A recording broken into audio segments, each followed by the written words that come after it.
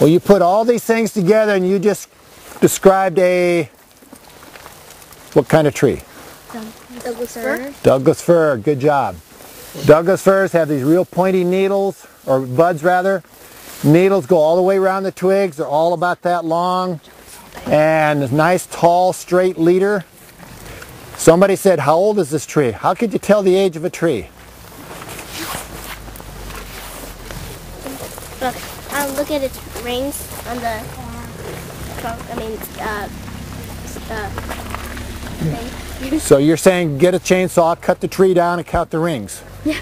Well, you could do that. You could do that, but I don't have a chainsaw, so I can't do that. So how could you tell the age of the tree? Count the branches.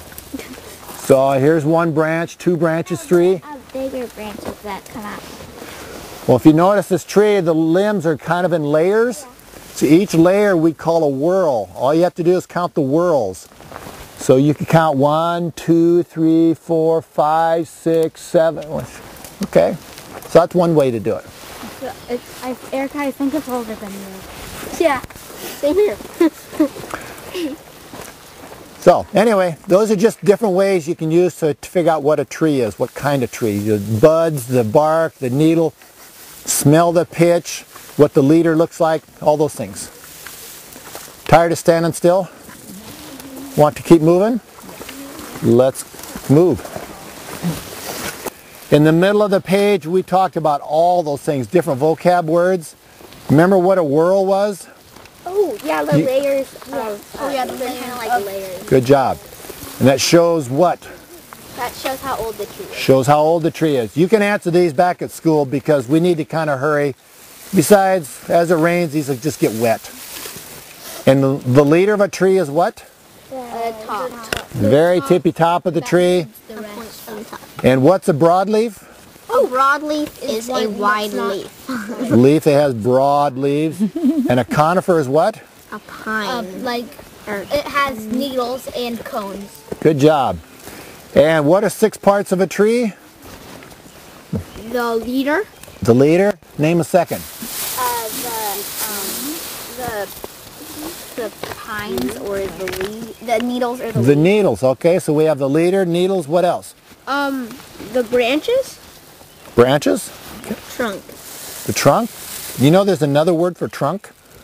No. Bole. It's spelled B-O-L-E. Bole. Yes. The roots. Ah, the roots. How about, yeah. Bark. The bark. Yes. We ever see twigs and stuff like that? Pardon? The twigs. Twigs? Okay. The cones. Tiny branches? Sure. Lots of parts. Okay. Let's keep going. Oh, there's a sword for You guys ever get sick? Yeah. Mm-hmm. Yeah. Yeah, I've got a cold right now. Do trees get sick? Yes. Yeah, we've got a bunch of trees right here that are dying from a root disease. The root disease gets on the roots and it kills the roots. And if you kill the root of a tree, what do you do to the tree? Kill it. You take away its ability to gather nutrients and water. Exactly. The roots are how the tree feeds itself. And if the tree can't feed itself because the roots are all dead, the tree starves to death. Red alder. Red alder, yeah. That's a tree that kind of likes to live along riparian areas. So what is that again? Was that the... Elderberry? That's what I thought. The droopy compound leaf thing? Mm-hmm. Yeah, elderberry.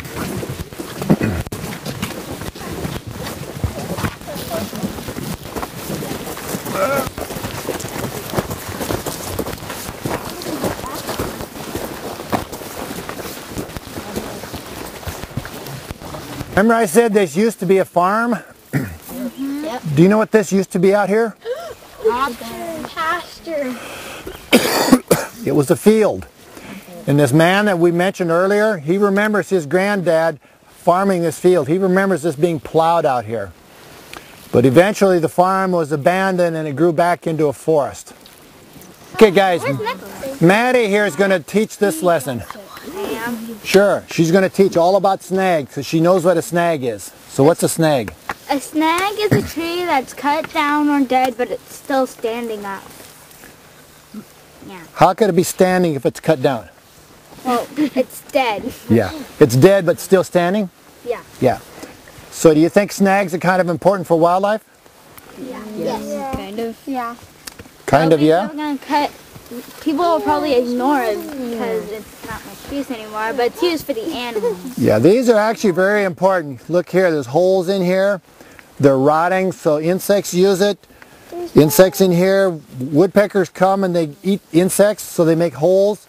Sometimes they make cavities, and inside the cavity they do what? Have babies. Sure, that's where they nest and lay their eggs. Well, T.J. Starker started this business back in 1936, and this was the first piece of property that he purchased at that time. His wife died in 1964, Margaret, and he had her ashes scattered over this forest, this first piece of property, and he erected this rock and put a plaque on it to her memory. And then his son Bruce was killed in a plane accident in the summer of '75. And then T.J. died in 1983 at the age of 93. And then Bruce's widow, Elizabeth, Betty, died in 2004. So these four people all have their ashes scattered around this area.